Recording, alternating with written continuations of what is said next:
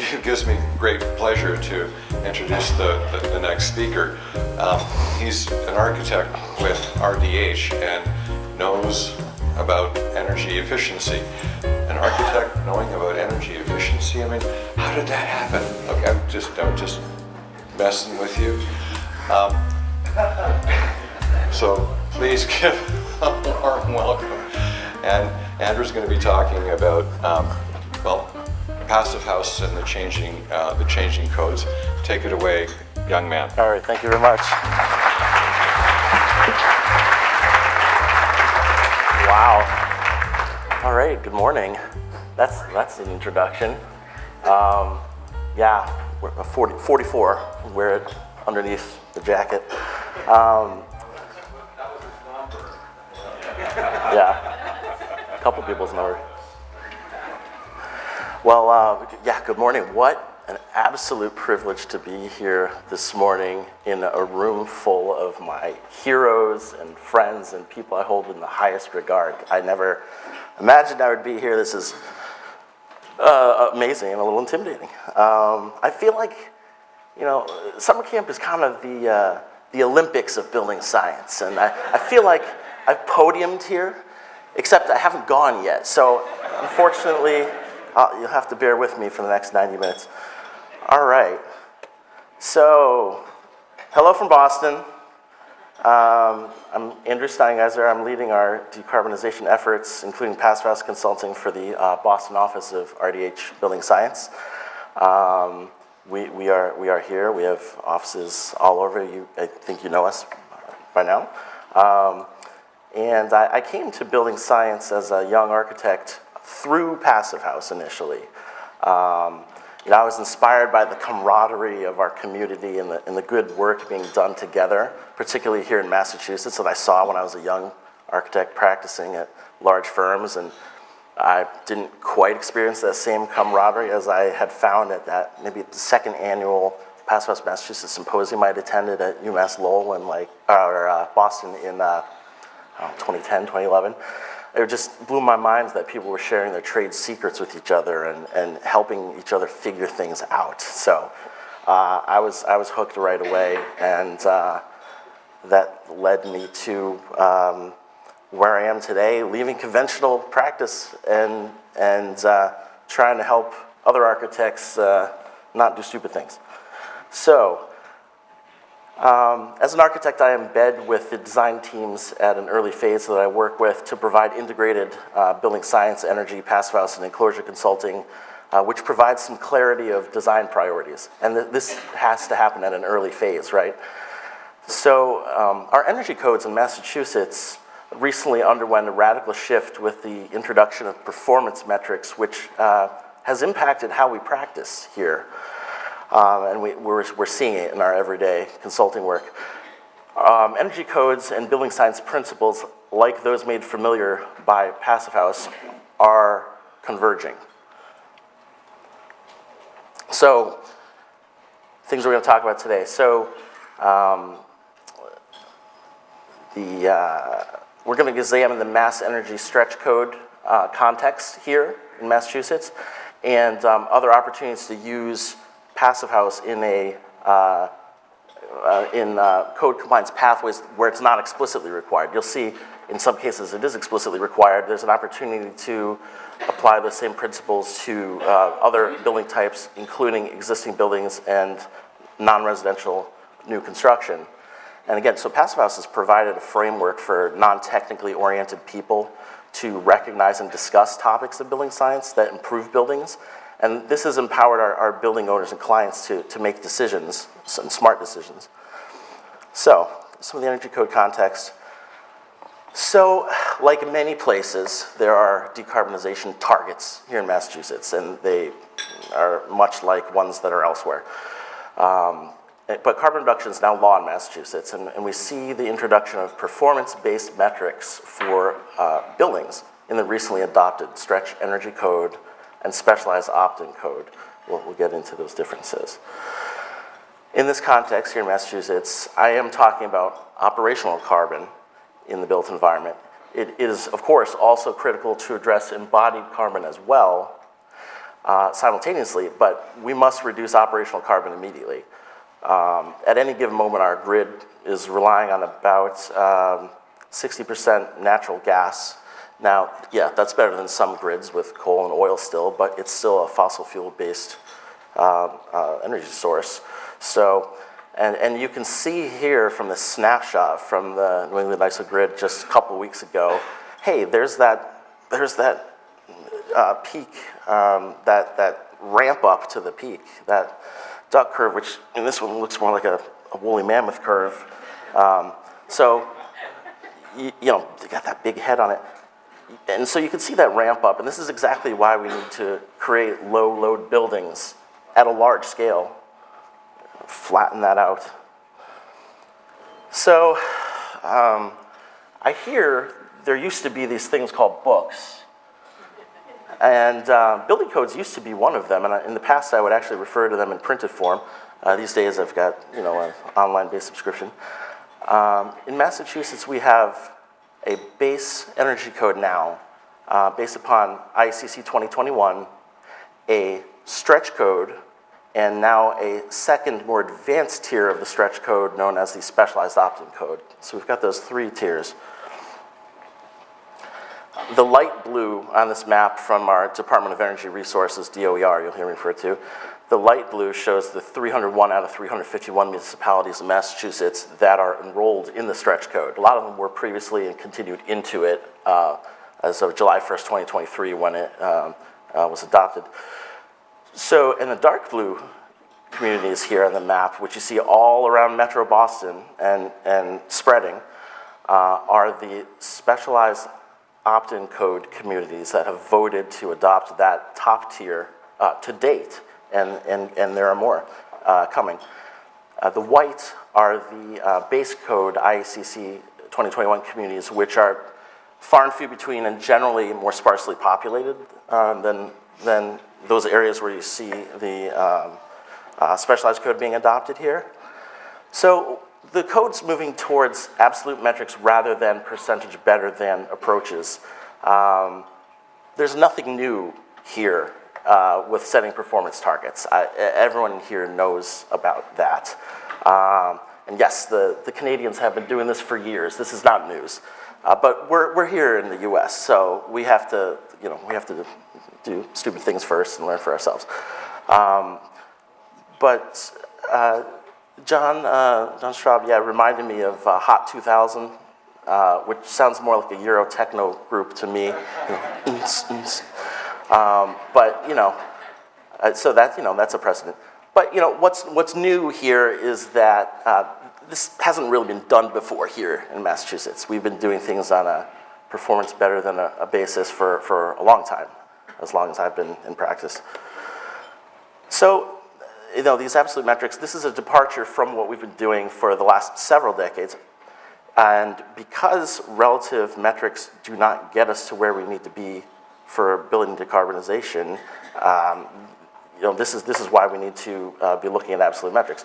So this is a study I borrowed from our Vancouver office, a friend of mine there. And why does percentage better not yield the decarbonization we're looking for? You can game the baseline and compare your proposed case to a really, really bad building as a base case and achieve a high percentage better than performance based on that, you know, fictitious really bad building. 10, 23% better than a really bad building is still a really bad building. So the problem is also that there are these outliers. There's a general trend there in, you know, UI reduction with percentage better than improvements, but you know, what about these outliers? It just goes to show that, well, you know, you can game these things and perhaps not actually achieve UI reduction with percentage better than improvements. So all code paths here in Massachusetts now are looking at whole building performance, and many of us became familiar with this approach through Passive House. I mean, that's how, as an ignorant young architect looking for the meaning of life, you know, that's how I stumbled upon it. I wonder, how many people here have stumbled upon building science through Passive House? Yeah. That's, it made building science accessible to me as a young architect, and brought me in, and for it was the gateway for a lifetime addiction to building science. So Passive House is a code compliance path for all buildings as well. And there are other pathways in this code that implement these various elements of building science that we know to work in combination. And this includes building enclosure improvements, air tightness, heat recovery or energy recovery, ventilation. Nothing new there, but a lot of us became familiar with it through what Passive House has taught us. So, it's important to make the right decisions early. And again, this is nothing new to anyone here. We know that we have to use an energy modeled process, think about the performance of buildings in advance, and understand what that means for the design of those buildings, if we're doing it right. And our new code pathways with all the various energy modeling and performance-based targets now require early phase modeling to set those targets, set the design to those targets, and we need to follow that through the design process. We do early energy modeling, and this allows the greatest opportunity to make modifications with the least impact on cost. Our traditional time frame for performance evaluation that, as a practicing architect, I'm well familiar with is design whatever you like, get to DD, hand it to the mechanical engineer, they check and make sure it meets energy code, whatever that means, and you just proceed. Not anymore. We have to use the energy model as a design tool, and again, this is not unfamiliar to people here, but for a lot of practitioners out there, this is new. So we have lessons we've learned from building science. I've learned from Passive House people, and so this all looks confusing because it is. The way the code is written is just a garbled mess here, but RDH really likes flowcharts, so I got into it. So here's our new construction pathway. Minimum code requirements are largely based on size and program of building. We have a certified performance path with either HERS 42 or Passive House, a targeted performance path, thermal energy demand intensity, which is a special Massachusetts version. We'll look at that. Special not necessarily being a good thing. An amended version of ASHRAE with actual performance energy index targets in there, rather than cost energy index targets. So we're making targets out of ASHRAE hourly modeling. And there's still a prescriptive path for small commercial buildings, which is still quite stringent. So what you have here, the right two columns are stretch code, and then the left blue column is our specialized opt-in code, specifically for multifamily, where a lot of the big changes are. So Passive House, again, is a code compliance path for any building. It's an option, but in those specialized opt-in communities, those dark blue ones, all of Metro Boston and spreading, any multifamily residential building over 12,000 square feet is required to be Passive House certified for code compliance. Whoa. So that's pretty aggressive. I like to compare it to the British Columbia step code, where they make steps towards ultimately a Passive House performance level building. Massachusetts kind of skipped some of those steps. It's interesting. It's yielding some interesting conversations in practice. So, yeah, that's we love this. Let's have those conversations about building science. So Boston's opted in. So Boston and all of the surrounding municipalities are requiring this for multifamily now. And here's the existing code. Yeah, that's also confusing because it is. But really it boils down to there's alterations, additions, and change of occupancy. It follows IECC Chapter 5 pretty closely with some mass amendments. It's not perfect. It was a bit of an afterthought, when it wasn't initially included in early drafts of the code. But unlike previous code cycles, buildings here, existing buildings, actually have to meet the requirements of the stretch code, mostly consisting of either prescriptive requirements or the performance component alternative, we'll get into that, which both require more accurate accounting of things like thermal bridging and heat flow through our enclosures, through the derating of our vertical enclosure. That's new. You know, IEBC in the past, you just basically didn't have to make the existing building worse than it already was. Now we're actually our feet are held to the fire, particularly in change of occupancy. So that's an interesting change from the mass amendments. So again, here's our different pathways: prescriptive, targeted TEDI, relative, the ASHRAE, passive house and HERS, the certified pathways. So passive house and HERS have the least additional requirements because a lot of the good stuff is rolled into those standards already. A lot of the building science principles are taken by those programs, and you know, attaining that certification is a pathway. Otherwise, these other pathways have additional requirements that try to implement pieces of good building science into those pathways as well, including whole building air tightness requirements. Again, nothing new there, but that in combination with some of the additional efficiency measures, and there's some interesting electrification requirements going on now too, especially for high glazed buildings. They're really pushing electrifying, particularly heating. So, as noted, we use energy modeling as an iterative design tool during design phases. And we verify that what is being built during construction matches what we design. So again, this is nothing new for what we already do at RDH in our consulting, but the passive house process embodies a lot of these practices as well, and requires that verification during construction, which not every project in the past has done. We do with our enclosure consulting. We're out there doing CA, doing field visits and site visit reports anyway. But now, the verification process, any passive house project is getting that extra level of attention as well, if not already there. So that's a little bit of the context here. Again, I've got a couple projects here that serve as good case studies for instances where passive house can fit in places in the code where it's already not explicitly required. So we know multifamily requires it, but we can use this in existing buildings too. And we can look at, and we'll look at the minimum requirements, which are getting more stringent in their own right as well, but also the possibility of using passive house. Okay. I've already apologized to Katrin twice. RDH does both PHI and Phius in our consulting when we're doing passive house, and so we do both. I'm a Phius trained person, and yes, I'm a card-carrying member of that cult.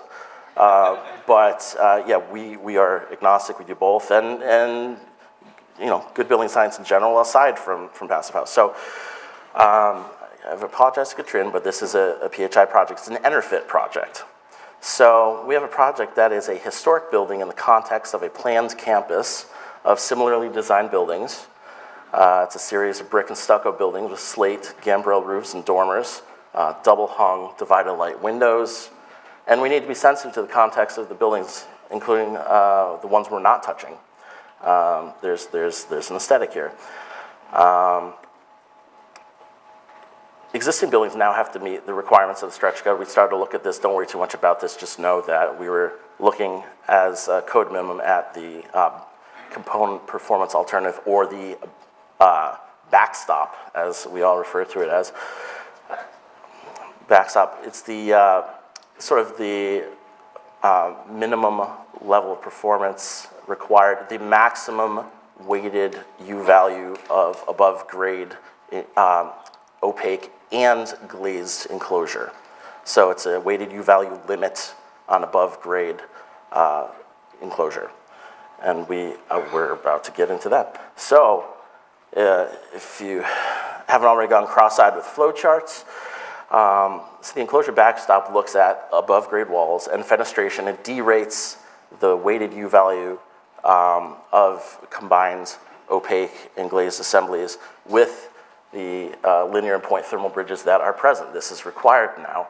This more accurate accounting of thermal bridges are,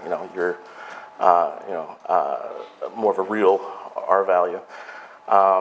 in this case, for this particular building, we took a look, so we used the building enclosure thermal bridging guide that you see in British Columbia, and we have a version of this.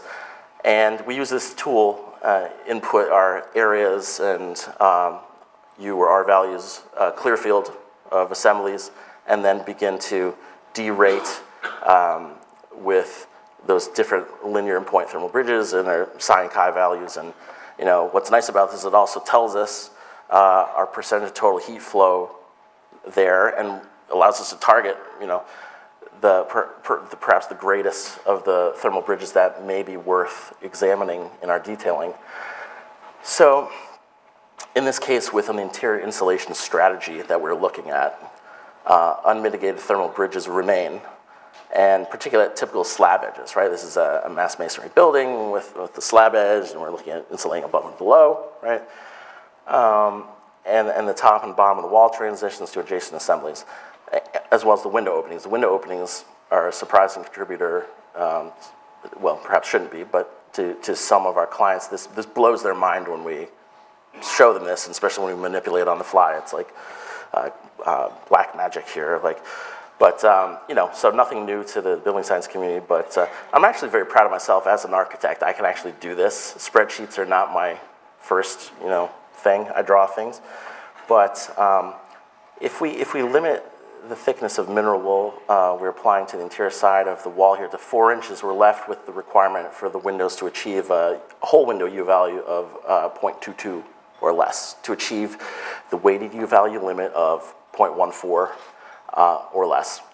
And so, as we begin to do this and balance the sort of fixed area of glazing we have to work with as well as opaque, dialing in the R value of the opaque and the U value of the windows with consideration of those thermal bridges to hit that limit in the weighted U value, the limits of that. So with developing an interior insulation strategy for the existing masonry walls, we can do things like over-insulate the window openings, the rough openings from the interior. Sometimes we do this on exterior insulated buildings from the exterior. We can do this from the interior, and that will help our thermal bridging around rough openings. And we know we would do this in general. Passive house would also encourage this in some cases.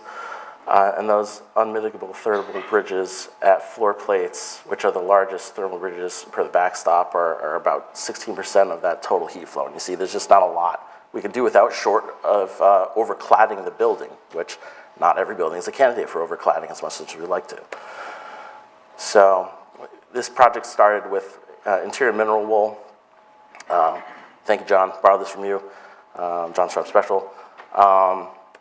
I know that's probably more interesting than other things I was showing, but so the ideal thing here with this project would be to, say, over-insulate the roof, just like overcladding would be an ideal way to mitigate thermal bridges. But it would look something like this in this early red line we provided, just to get the concept out there. The problem with this is that it would make the sight lines of the rake really beefy on this existing building, particularly at the exposed gable ends where you see that profile. So unfortunately, working with the design team, this doesn't really work for the design.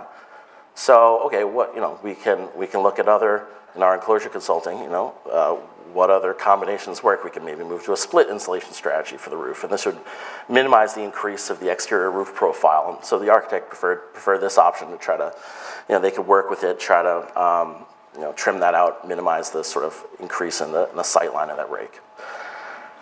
So, as noted, this building has existing double-hung windows consistent with the surrounding campus. This is ubiquitous. And Mark, I also charge per syllable, now that I'm a consultant. Omnipresent. Omnipresent. Okay, 4 syllables, all right. Omnipresent, that works too. So we need to emulate the appearance of double-hung windows with similar sight lines. This is just a design requirement we have all through New England, all through the Northeast really, but we recommended simulated double-hung high-performance windows with a less conductive frame material, fiberglass in this case, which the architect did explore. And this particular architect was a really good sport and helped keep a lot of the preferred options alive with the client who may not have necessarily been thinking that way. And we recommend this as best practice regardless of Passive House, but Passive House would be looking at doing something like this too. The existing double hung windows there aren't doing a lot for us. There's thermal bridges present around that rough opening. In a sort of whole building retrofit where we consider, especially where we're considering the windows in combination with the opaque wall, we can mitigate thermal bridges through our detailing and, in this case, potentially use a simulated, say, lower sash tilt turn with a fixed upper, simulate that meeting rail, simulate divider lights. This is a big priority. I also happen to sit on the Historic District Commission for the town I live in Massachusetts here.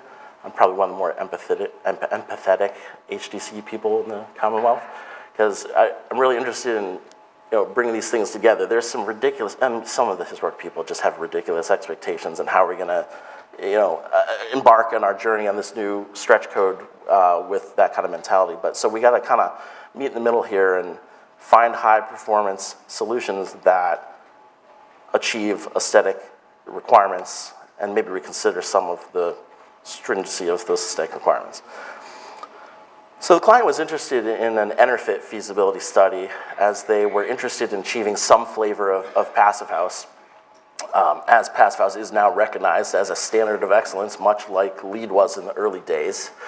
And again, Passive House enables us to have these conversations about building science, and the code is just through the base requirements enabling it as well. So EnerFit, I encouraged EnerFit early on, again, sorry, Katrin, but Revive wasn't rolled out at that point, and another consultant they were considering using had said that, oh yeah, Passive House isn't feasible for this project. They were looking at Phius new construction standards, but I came in and said, well, wait a minute, hold on, there's another flavor. Have you considered this? And it may be possible to have some of those thermal bridges that you can't mitigate be allowed, and so yeah, we may have kind of stolen that out from under the other consultant. I haven't seen him here, so I think I'm okay. But being able to do what people want to do helps us win jobs. So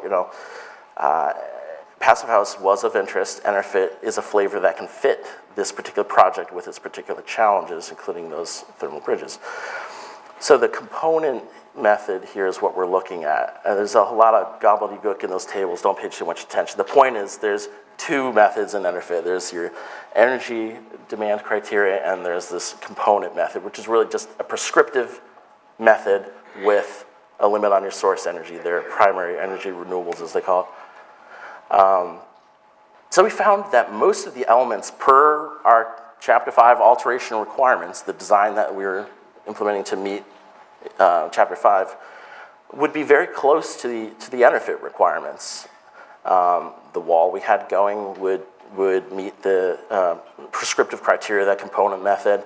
The below-grade walls, the roof was ever so slightly different, although at that time we were looking at an instance of initially above the decking. Of course, when it's split, that becomes a higher number. So actually, it's actually ended up being more in line with the requirement of EnerFit. Simulated double hung tilt turn windows. We're recommending that anyway. Can you get away with a higher performing double hung if you can find one? Yes. There's other issues with that. Typically, as we've learned through Passive House too, we don't usually love double hung because of air tightness.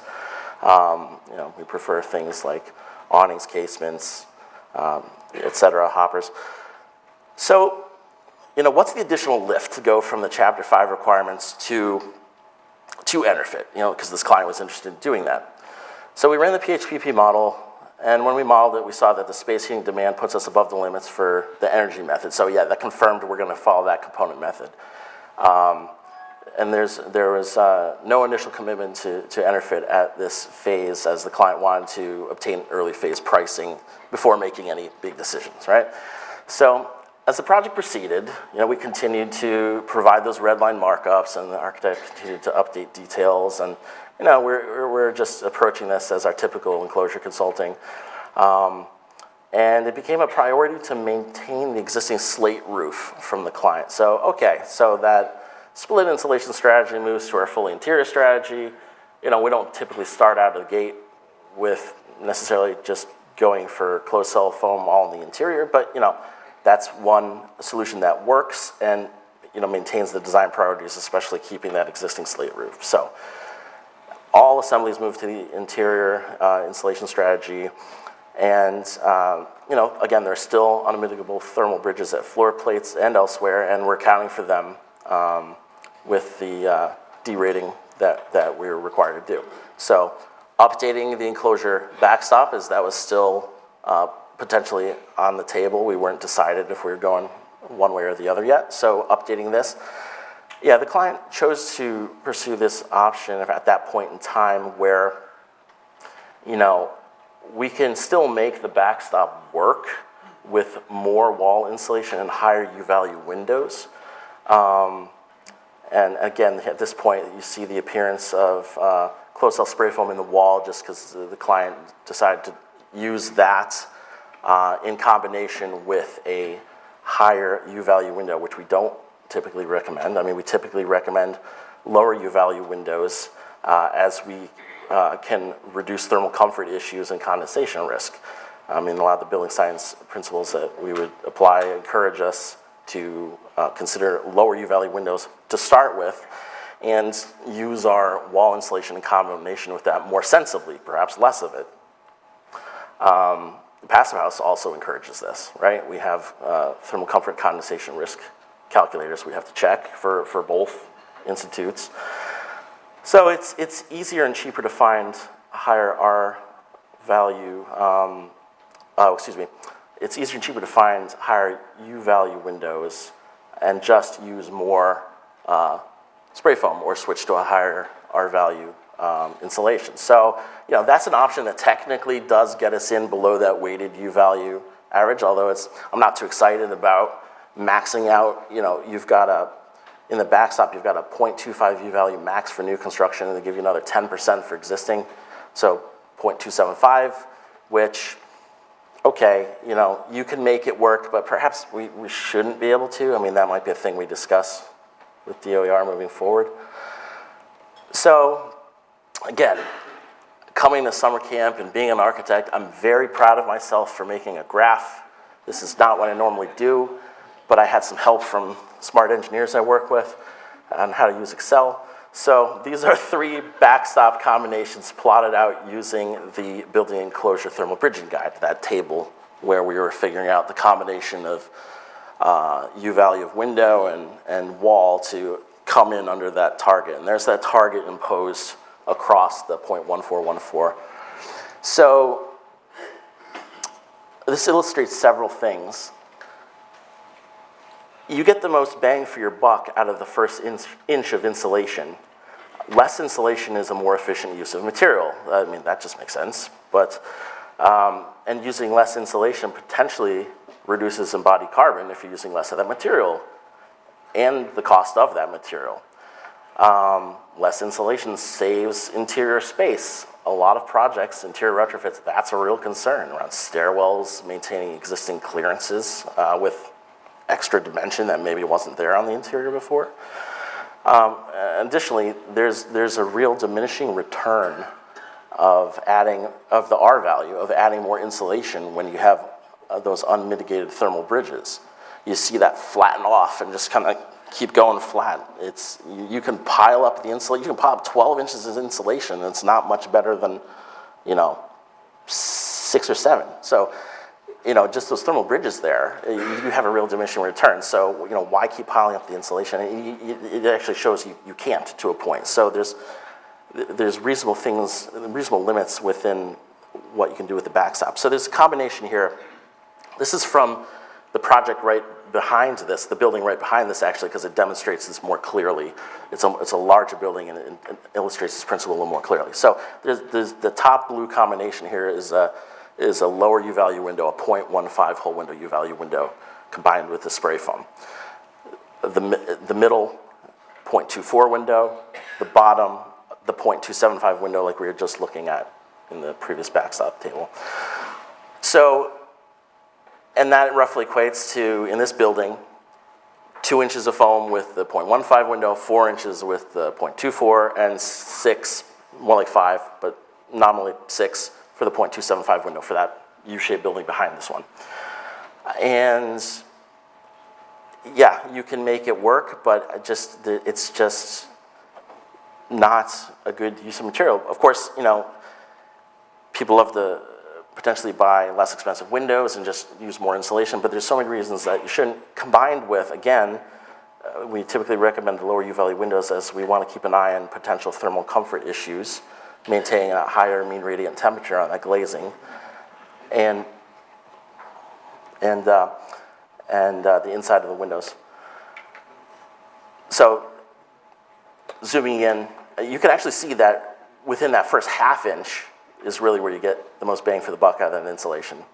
So piling up insulation on the inside of existing buildings doesn't make sense for a lot of reasons, especially when you're looking to satisfy multiple design priorities. So, all right, so fortunately, at this point in the project, we were authorized to proceed with the design stage review with a certifier for Enerfit to take the current CD level of progress and examine the current feasibility with the certifier and take one more step forward in the certification process.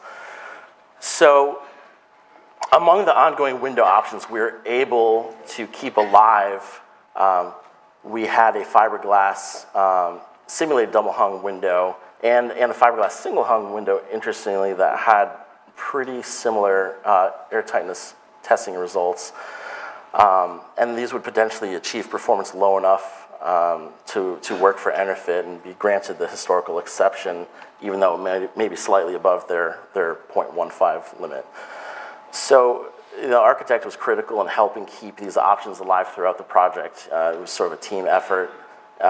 And we still looked at other options that were less favorable from a good building science standpoint.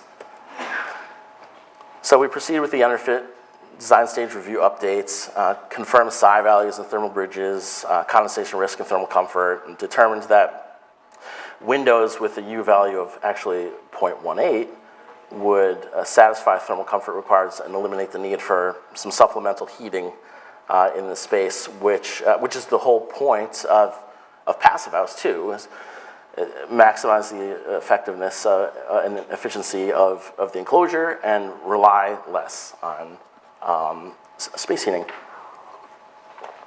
So we proceeded with our design stage review. And we currently have a design option that is a slightly improved version of the stretch code design that satisfies those couple other Enerfit requirements, and that's currently where we are with it, which is exciting.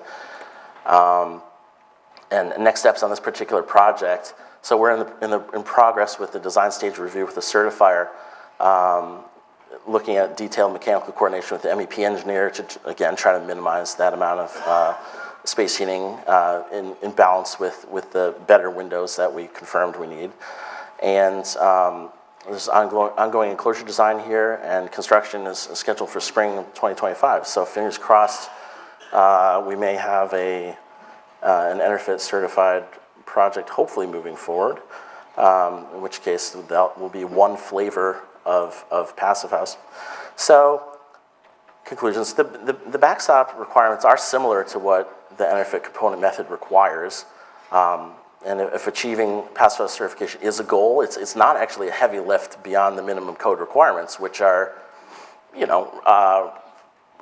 greatly improved compared to that last code cycle where you, again, didn't have to really do anything. So everything's moving in the right direction, and passive house can be used as a code compliance pathway. I have great excitement about where Phius Revive can go with this too, and maybe provide us advantages over some of the stretch code requirements, which are a little bit of a blunt instrument. That backstop is a little bit of a blunt instrument, and if we introduce other considerations, maybe there's a path for Phius Revive in there as well that would be favorable, that we can use with our clients who are interested in that certification. So, Question. Yeah. Excuse me, Andrew. It's not real common where I live, but is there not an option or using an interior storm to somehow achieve a minimum performance and keep the actual historic window? Because it seems like you're kind of hell-bent on replacing the window, in which case, why not put a really good one? But, and I'm not a historic preservationist, but I do appreciate keeping the original window. I don't know enough about interior storms. Would that have been a pathway? Was that looked at and just couldn't hit the 275 target? Yeah, so the question is, what about interior storms? Was that a consideration? Yes, that is often a consideration. It is something we did briefly look at with that. You're going to be challenged to hit those lower U values with an interior storm. There's also condensation risk considerations there and potential need to, vent, basically leave the existing double hung as a prop and really rely on that interior window and vent that cavity to, it requires, each case requires, hydrothermal, or not, it requires study to understand the venting requirements. But in this case, we wouldn't achieve that low U value we required, and it was a priority to maintain operable windows in a lot of these windows as well, which interior storm, you're going to really just leave there fixed. So in this particular project, it was the client priority to look at replacing them. But in other projects where preservation is more of the goal, that is a consideration that we often do look at. Yeah. Yep. And it might be a challenge to make work in the backstop, but could potentially, depending on what we do, if we, again, use that higher U value limit. So passive house can work for this. So passive house in non-residential new construction now. So again, we're going to show some multifamily examples. We do that all day long. But I'm most interested now in what are some of the different program types and different building types that we haven't seen a lot of passive house in yet. So one of them is an elementary school that we're currently engaged in enclosure consulting on. The minimum code compliance path for new construction is the TEDI pathway per the Massachusetts guidelines. We'll get into that. This isn't exactly the TEDI pathway that you may be familiar with from other places like British Columbia or Toronto. Massachusetts has reinvented the wheel a little bit with our TEDI guidelines here. It can be a useful metric, and in fact, that's one piece of passive house is the limit on the amount of space delivered to, or the amount of heat delivered to or removed from a space over the course of a year. So that is one piece of the passive house combination of things that they look at. So RDH had the opportunity to conduct a feasibility study here at a point when the TEDI model was proving hard to make work to hit the limits of the program. And actually, this project is actually interesting. We have a little bit of everything here. We're talking specifically about the new construction piece, but there's also an existing building alteration, an addition in that courtyard, so 2 parts of Chapter 5, plus the new construction TEDI piece. So we're actually running backstops on the other existing buildings and doing a lot of the similar things we just looked at on those buildings. But yeah, a little bit of everything here. So there's your TEDI pathway there. Many civic buildings are requiring the TEDI pathway. So let's take a look at this. Another hard to read table, sorry, but this comes out of the code. Let's look at these TEDI limits for a second. That first category, a heating TEDI of 1.5 and a cooling of 23, that seems kind of ridiculously far apart. I understand that DOIR had the goal to limit, the heating because yes, often in this context, it's the fossil fuel, powered piece of equipment, whereas we're already usually all electric on cooling. But this seems a little out of balance. So we and in this particular, for the school, target of 2.2 and 12. And if we think about the heating, even on PHI, 4.75, 2.2 compared to 4.75. Why? Why these targets? Because they're actually proving hard to hit. So, again, Mark. I think you have to say again that these are not EUIs. These are demands, and you have to explain that because those numbers are way lower than most people think if they're thinking in terms of EUI. Yes, okay, so same units, kBTU per square foot per year, but it's not EUI. It's the amount of heat delivered to or removed from the space over the course of a year. So I think mechanical engineers, help me out, is that your coil load? Is that what you call it? So I think a way to think about it is if you look at that number for heating at 7 kilowatt hours per square meter, that's under 1 kilowatt hour per square foot. And that's not what goes into a heat pump, which would be, let's say, a COP of 2.5. That is the actual demand. And that number is almost impossible to get. It's almost impossible. It's so much lower than even what passive house requires. This is all based on a bunch of modeling done by a consultant based on the German passive house, which leads to numbers that are not achievable. And I saw this presented at the Passive House Symposium in Massachusetts last year for a skyscraper using the German method. And it came out to 2,700 square feet per ton on cooling. There are no buildings that are built like that. Right. The whole code is a train wreck. This particular aspect, the TEDI, no doubt. It's a train wreck. I don't disagree. There are, okay, we'll That's just an opinion. I tend to agree with that. So we're gonna get there. So along with that, you're still required to do the backstop in this case, which, per the TEDI modeling, per those ridiculous targets, actually drives you way below the actual backstop limit. The TEDI modeling supersedes the backstop. In this case, the backstop is a backstop. The TEDI modeling requires very stringent inputs, probably more stringent than we would see in passive house. And this was my hunch as of the enclosure consultant on the job. The mechanical engineer had the modeling they were doing, but we're looking at it and thinking, if you want to follow a code pathway that's an accepted pathway, maybe consider the passive house pathway instead, because we could probably achieve that with this design. So, the architect did a pretty good job out of the gate with a low window-wall ratio, a thoughtfully placed fenestration, and detailing to mitigate thermal bridging. Not a bad starting point. We're still in progress. We're marking these things up, but they're detailing per what we discuss, and it's a pretty good building. Question. Could you give us a little background on where TEDI came from, who did it, and why it's here? Yeah, interesting. Right. Why is it here? Okay. So thermal.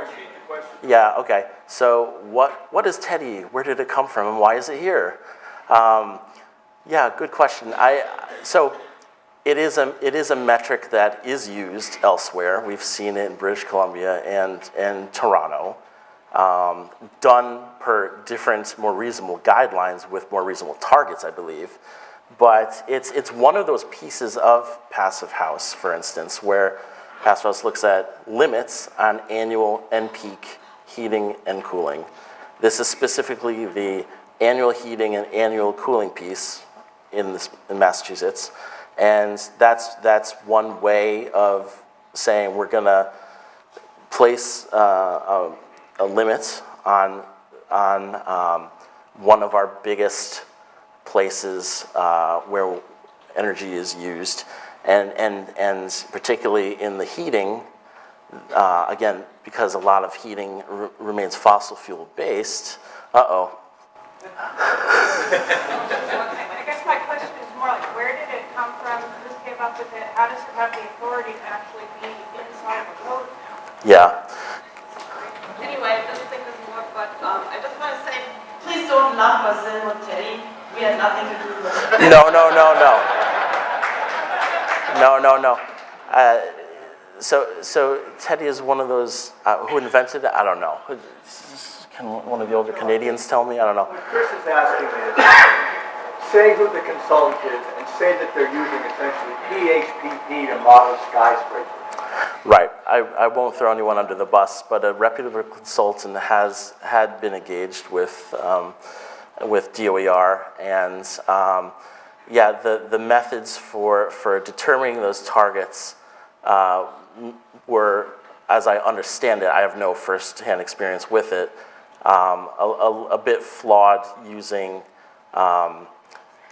certain criteria from PHI, mostly focus on heating with less consideration towards cooling, and coming back with cooling with a very, very high limit. And particularly, as I understand it, we've poked around the prototype models a little bit and looked at them. They are sort of the most ideal case, not always representative of real-world conditions. This particular school we have has a parking garage under it. It has another surface exposed to ambient temperatures. Whereas the prototype model does not. So there's things in there that really need to be reconsidered and dialed in a little better. By who? I'm sorry, it seems like there was a tremendous leverage to get this committee to where it is.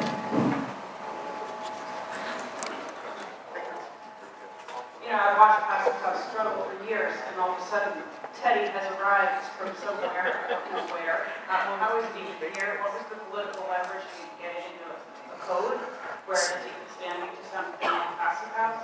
Just curious. Yeah. What is it? This is just a little bit of speculation from the things I've been hearing and the things I've been trying to suss out in our situation. But, I think DOER was trying to give multiple code pathways via different methods to not lock you into one or the other.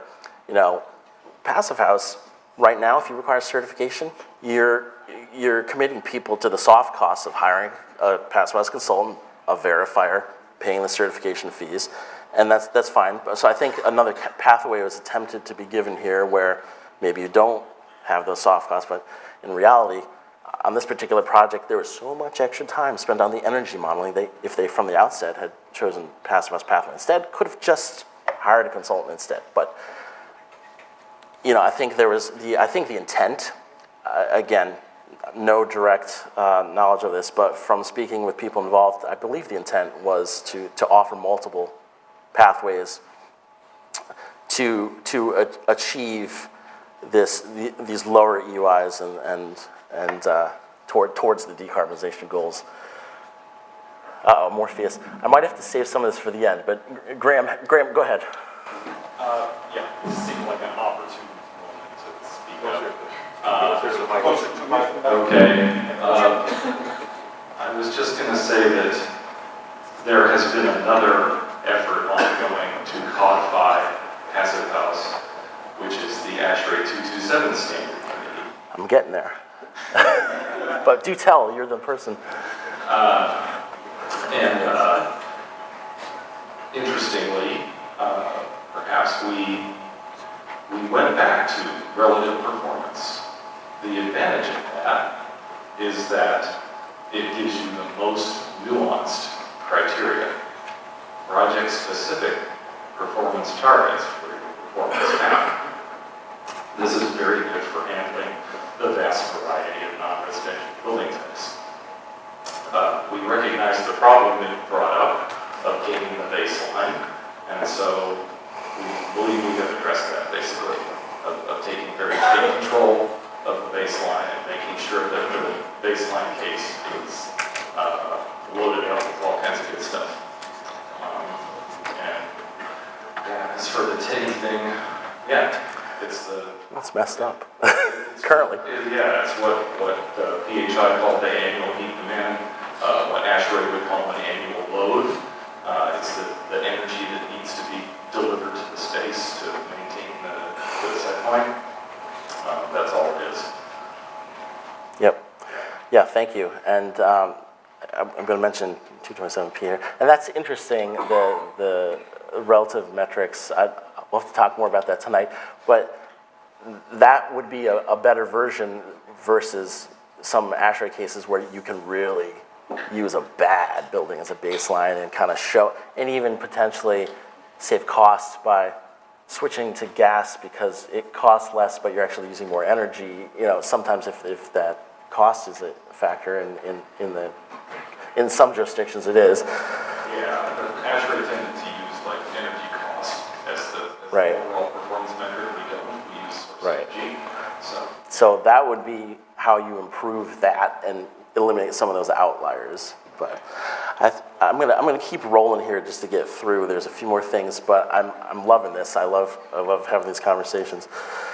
So in this case, using the backstop, there's two ways we do it.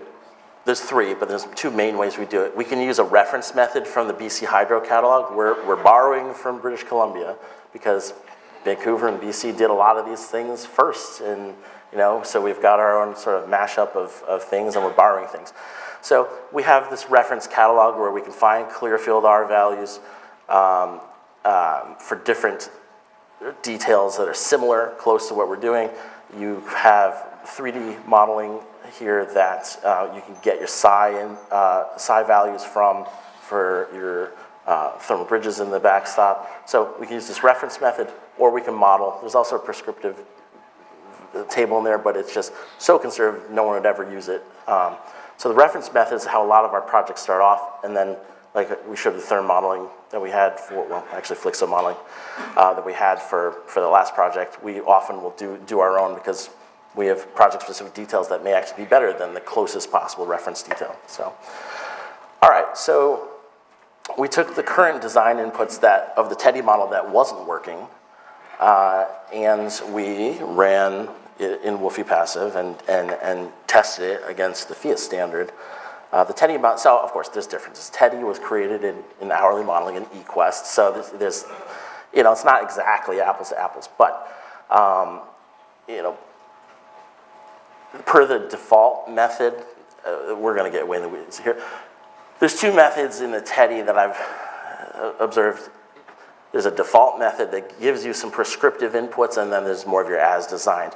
Our project started off using this default method, and it's intended also to make early phase modeling more simple by keeping inputs the same between models that DOR might be receiving.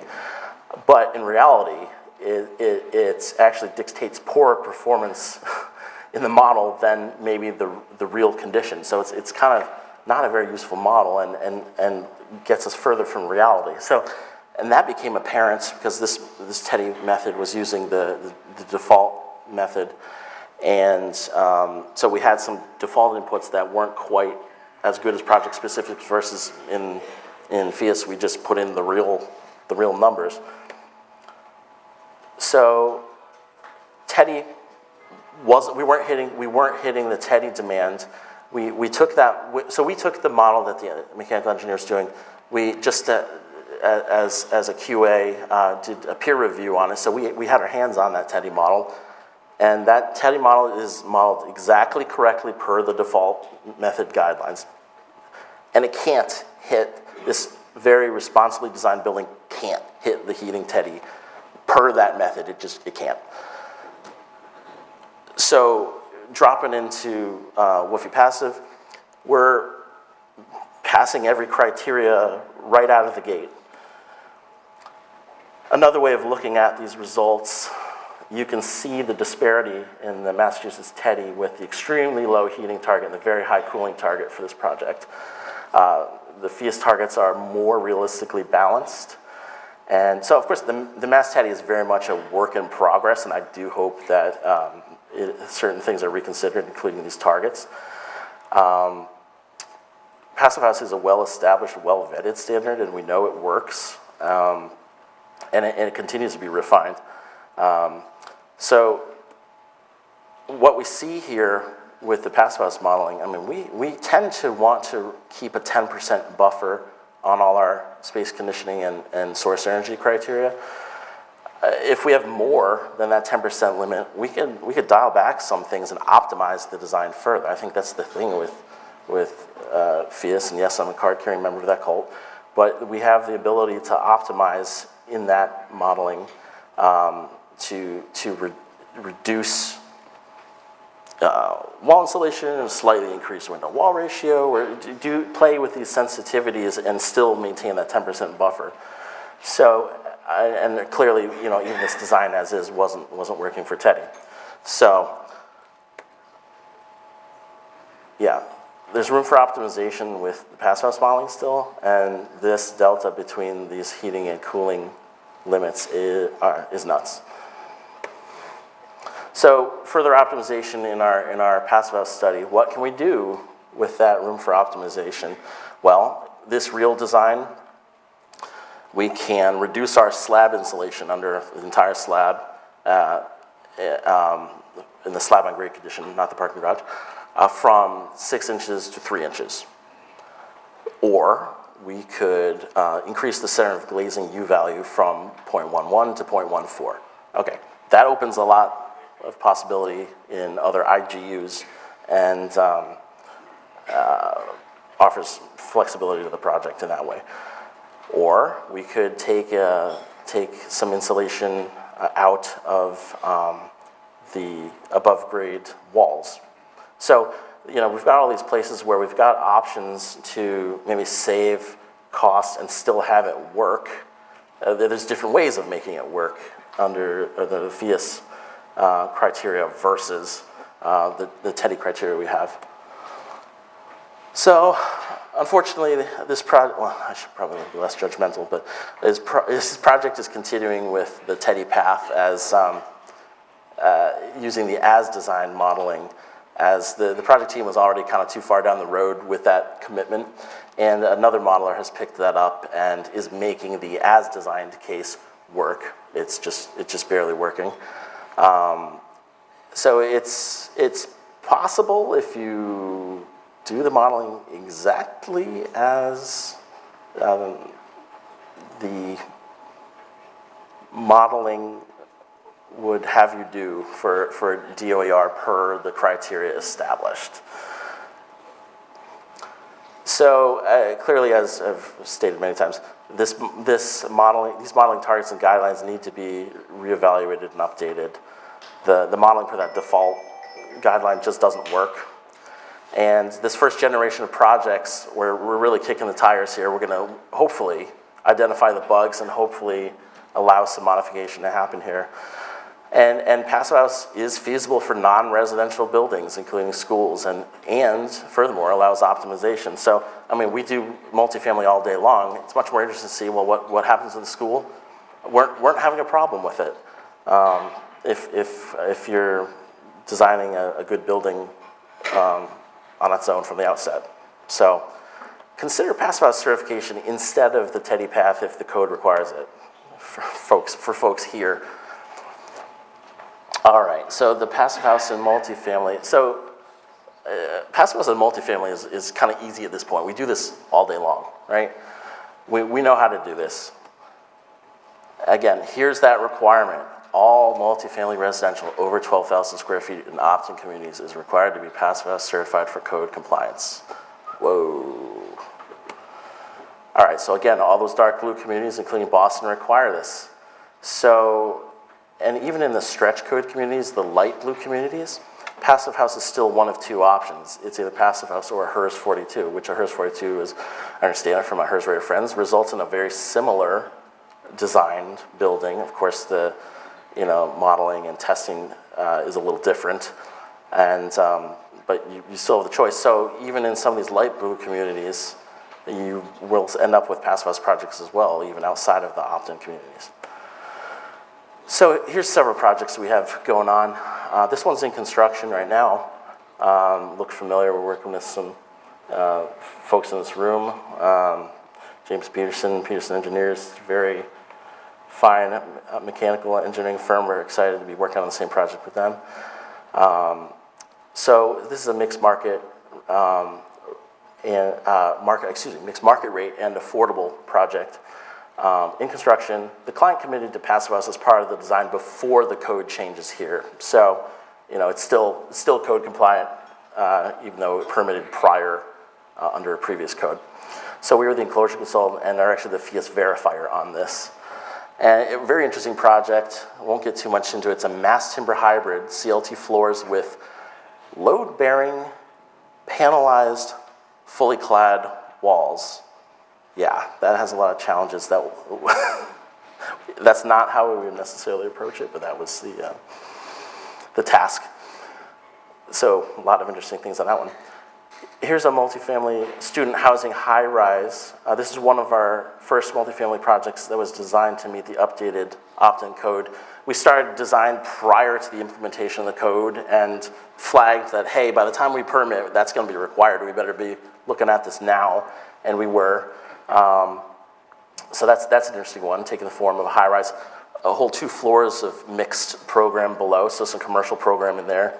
Separate model for that, but really interesting to see, high rises for around here happening. And yeah, certification was not an original project goal when the original master plan for these 6 buildings was put together, but it became a code requirement mid-design. Here's another one we've got going on. We are, again, enclosure consultant, Phius verifier, and Phius consultant. Like most of these projects that we're working on for multifamily these days, this offers good continuity and design input and understanding of the project when we're able to be there as enclosure consultant from the beginning, have that inform our Passive House modeling. Just internally, if we make a design change with enclosure, we're also the enclosure consultant, so we'll just take care of it and help the design team out.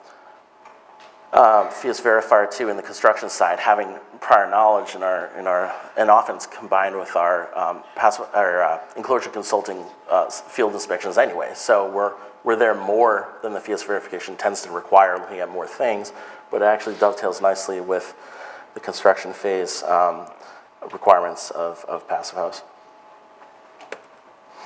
There's a 4-building development going on in Newton right now. So multiple buildings on one site. See different kind of scales and designs being a little more attempting to be a little more vernacular in this case. And here's one that I'm really excited about. I had to sneak out yesterday afternoon and have a call to talk about the Passive House modeling for this particular project. So again, we're the enclosure consultant, Passive House consultant, verifier on this. This is a building for a long-time client of ours, a really great client. This owner was never interested in improved building performance beyond code minimum requirements in the past. Mentioned, well, we could do this or that. And you could also consider Passive House. And well, what does that cost? What does that cost? Okay, so when approaching these topics in the past, he stated he wasn't interested in making his building a science experiment. Okay, so we were doing code minimum work in the past, but this code change has enabled us to have these conversations now. In the past, we had conversations of, is exterior insulation really necessary? What can I do as a code minimum? So we just had a design coordination call with this team yesterday, and we presented various combinations of design optimization through modeled cases. And the owner was leading the conversation on discussing trade-offs between the key levers we talk about in our balanced energy budget. This is a concept we like to talk about with our energy work in general, but Passive House as well.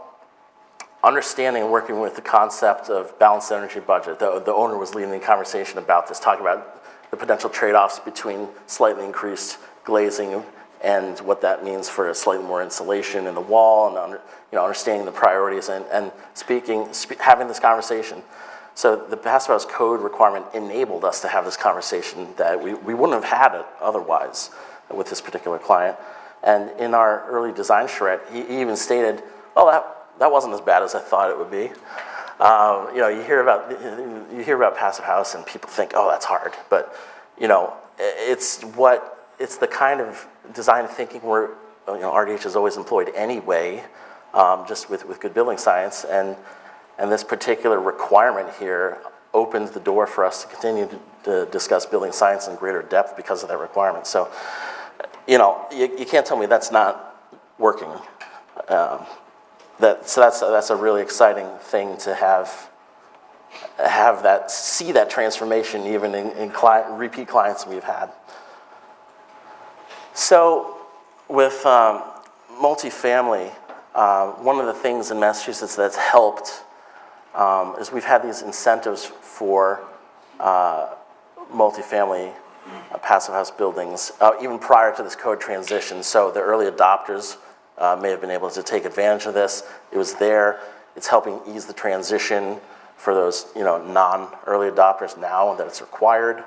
And yeah, incentives don't always work, and there are still incentives in this state where they incentivize heat pumps, okay, but they incentivize larger loads and larger units. Okay, well that's actually backwards. That we should incentivize the smaller ones, right? So, okay, but this incentive has helped ease that, this particular one has helped ease that transition for a lot of design teams, particularly non-early adopters. And it helps them overcome some of the perceived hurdles in that passive house process. So as the market becomes more familiar with this type of building anyway, the cost delta goes down, and we can, if we set out designing buildings intentionally, we can really minimize and eventually make cost-neutral buildings. We often talk about, all right, if it's with our passive house buildings, if it's a team's first time, okay, maybe there's some increased first costs, there's some safety factors by the construction manager perhaps, but by the time you do one and the whole team kind of gets it, the next one you're going to see become more streamlined. So, I mean, that's our hope in this market as well, as people gain experience with this type of with these types of building science requirements, that the cost delta goes down as our baseline has raised anyway. So incentives being a little bit of the carrot, we have a stick as well. I mean, we know local law 97 in New York, that's been in place. This is kind of similar here, our BIRDO program. There's a lot of information crammed in there, but just the point is that there are penalties for not meeting specified emissions levels in your building. You have to report, and there are pathways, compliance plans that you can make, various things you can do to comply with the program, and even then, if you're not complying, there are penalties. So these requirements are tiered over time, but coming up in 2025, we're starting in on this stepped process here in Massachusetts. So some building owners are starting to consider this as an anticipated expense. And many are now taking these performance requirements into consideration in the design of their buildings as well. So another reason just to make a better building, period, we have this stick coming. All right, so where are we going? And I want to talk to Graham, Phius Graham, not our Graham, a little, well, I like him too. But I want to talk to Phius Graham a lot more about 227P and just where this is going. And this is coming out, last I heard, in 2025. So will passive house level performance just be code eventually? Will passive house certification go away? I actually hope so. Then we're doing what we actually need to do, just in common practice. So that level of performance is being made more accessible for adoption through efforts like this ASHRAE 227P standard. And I'm really excited about learning more about what that is going to end up looking like and how that can be rolled out. And maybe other municipalities can adopt that rather than the passive house certification requirement. So, is this where we're going? Does passive house level performance just become code? Hopefully. So, conclusions here. Yeah, so energy codes and building science principles, like those made familiar to us by Passive House, are converging. We're seeing that building science, the derating requirements and the performance metrics and targets working their way into the code now. That's really exciting. Passive House is a recognized absolute metric among the metrics for operational energy reduction, and if we're smart, we can use it towards operational decarbonization, right? If we are intelligent with our design process, we use the methods to minimize loads, select all electric equipment of the right variety that makes sense for a project. We can look case by case and figure out how to use programs like that towards the decarbonization goals. And Passive House has provided a framework for non-technically oriented people to discuss building science, and we're improving buildings this way. I mean, that's our goal, is build better buildings. Some of these code requirements are enabling us to have those conversations about building science that not everyone was interested in having before, but now are required to have. And Passive House is a viable code compliance option among the stated options, even for existing buildings and new construction buildings of non-multifamily types. So in many cases, like that TEDI case, Passive House may in fact be the preferable option of the two, particularly with those TEDI cases. So these conclusions, or with this code for now, just to Passive House. All right. Thank you.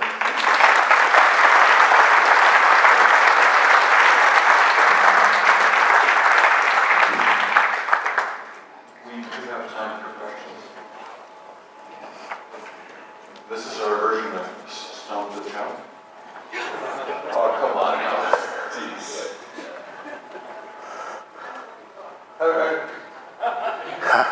All right. Almost surprised here, right? Catherine, Phius, hello. Thank you. I had a great presentation. I really love the work you guys do, but I don't have a few comments. For one, Passive House, right? Like we should differentiate. There are the building science principles and there are standards, and the standards are actually also a part of the science. So it's very accessible for people to understand the principles of the building science, installation, no durability, blah, blah, blah. We all get this. But it's also really important to understand where those standards come from and how they were set. So that I was missing. At some point, maybe this community needs to have this conversation, like where did TEDI come from? It's a really good question. We need to understand that. So other than that, great, thank you. All right. Thanks, Kat. Well, okay. Thank you very much. Oh, Chris.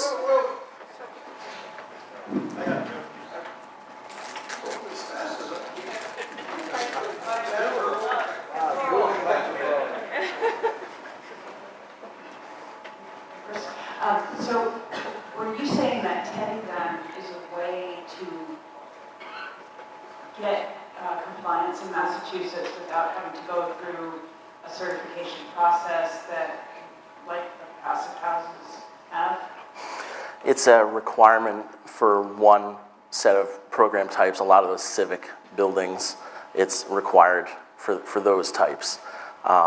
Other commercial buildings go to the modified ASHRAE pathway, particularly those with higher ventilation. So TEDI is only required for certain types of buildings, and then the other option you have there also is Passive House. But is it more of a DIY thing where you're not going to a certification organization?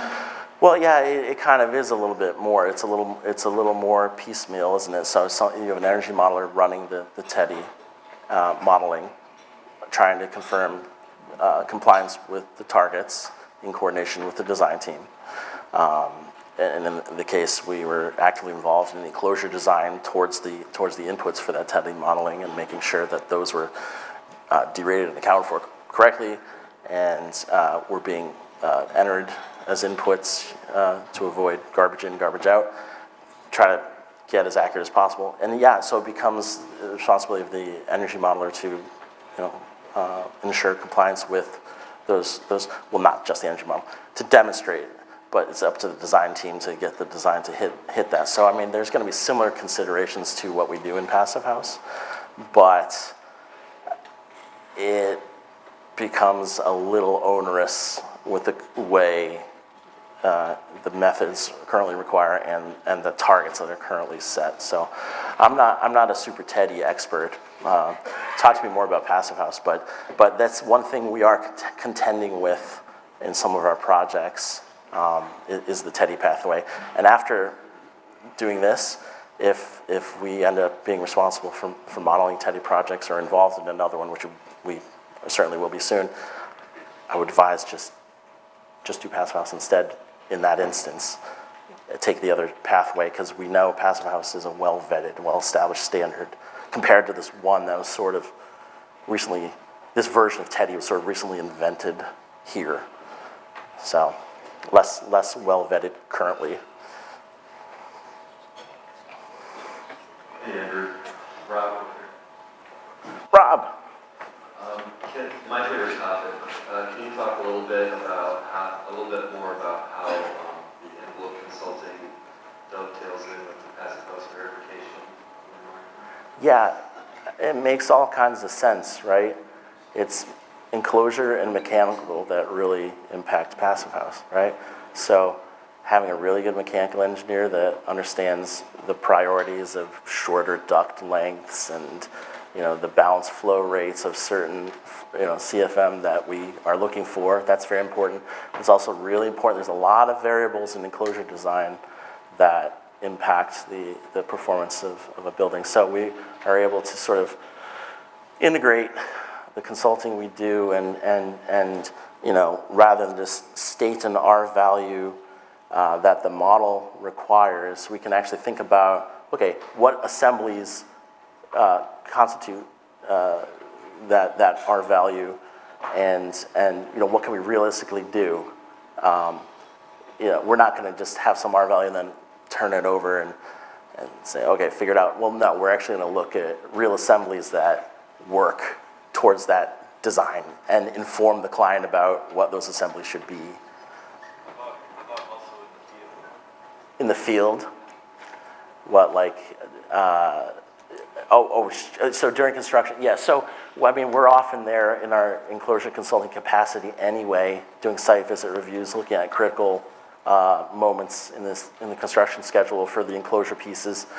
I mean, we're already there looking for continuity of air barriers and participating in meetings about sequencing of air and other other control layers, all the control layers. That's the thing. We're actually cognizant of all the control layers as enclosure consultants. And if I had one critique of some other passive house consultants, not anyone in this room, sometimes we forget about the other control layers. Like water management is really important, not just thermal. So we gotta do all of it. So that's what we look for. We look to make sure our enclosure details are being built as designed, just in what we're doing. And then, it just so happens that provides opportunity to have like really good documentation for our Phius verification as well, because we're on site more than the sort of mid-construction. Phius requires for verification the foundation inspection to make sure that the insulation type, the R value, is there per the design, that it's continuous, and we document all these things. But we're doing that anyway, so that works. And then the mid-construction inspections, we're also usually already there. So, and often in many projects we're doing whole building airtightness testing separate from Phius projects anyway. And actually that's a new code requirement across the board here now too. So we've got a lobby full of some new blower doors, and we're we're gearing up for a lot more of that in all projects too. So, yeah, it integrates really nicely with our passive house consulting and verification to have that sort of continuity of design understanding. All right. Oh, last question. Oh. Yeah, follow up on the enclosure and using the board, or are you doing compartmentalization of the suites in your studies of these? Is that required for passive house? Yeah. What would the result be? Sure, yeah, Phius requires both whole building air tightness testing and compartmentalization testing. Specific numbers on the compartmentalization, I'm not a verifier, Rob can tell you. But yes, we are required to, and there's this protocol that kind of mesh up with the DOE prerequisite programs, right? Phius verification is also requiring zero energy ready homes, Energy Star, and Indoor Air Plus. So there's things that overlap there in the prerequisites, and compartmentalization is something that we do as well as the whole building air tightness testing. We're only required to do that once at the end, but we highly recommend, particularly for the whole building air tightness testing, that you do this periodically during construction. Sometime after the building is first airtight is a good time before we proceed to put holes in it, hopefully not too many, hopefully they're sealed. And then, often if it's a stick-built project, after drywall goes on, one, or right before, when it's airtight, and then just prior to losing access to, say, your wall cavity. Thank you, Andrew. A couple of things I want to say. So originally, when some of the people here started off with LEED lost the plot on energy initially because they did ASHRAE 90.1, where you have a baseline building, and then you compare how much better you are than that. And so the whole game was, let's make the world's shittiest baseline building, and then our building looks good. And that's why a bunch of LEED buildings use more energy than code buildings, right? I mean, I recall for one guy building that used 4.5 times as much as the energy model. TEDI, the way it's been implemented in Massachusetts, and I'm not an expert in this, is based on the German PHI model. And the German PHI modeling for large buildings does not accurately do anything close to cooling. Right. So it starts off as a mess. Now, having actual energy targets instead of percent better than for different building types is a really good idea. That's the part we want to keep. But these numbers are not really actually achievable. And so the modeling process happens, and I saw Stephen Winter's associates present the skyscraper at Winthrop Place, is that what it's called? And their cooling load check was 2,700 square feet per ton. And I raised my hand and I said, so what does your mechanical engineer say about that? I said, oh, he does his own loads, right? So if your compliance tool is nonsense, then why are we bothering? The last thing I'll say is, yesterday I showed a building that was the current center at Hampshire College. It's 17,000 square feet. It was the 17th building certified under the Living Building Challenge worldwide. And that standard, you don't get to model that you're zero energy. You have to be zero energy for a year and zero water, use and that stuff measured, not a model. That building achieves it. It is wicked effing airtight. It's got German tilt-turn windows and curtain wall. It's got a foot of cellulose insulation for a large building. It's got, oh my God, a lot of insulation in flat trusses on the roof. Brewer Cott was the architect, the great architects here in Boston.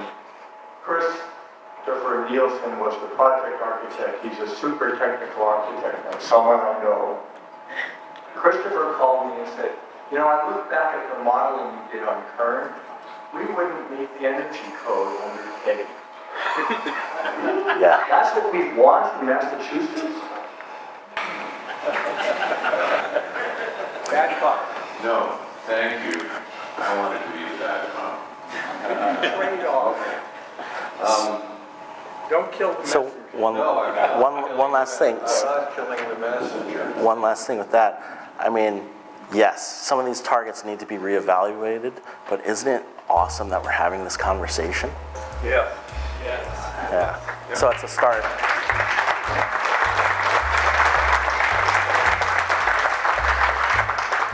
You ought to measure the son of a bitch before you get an award. Okay, I couldn't resist. Coffee break. See you all in. Thank you, Joe. I really appreciate the opportunity. It's a lot of fun.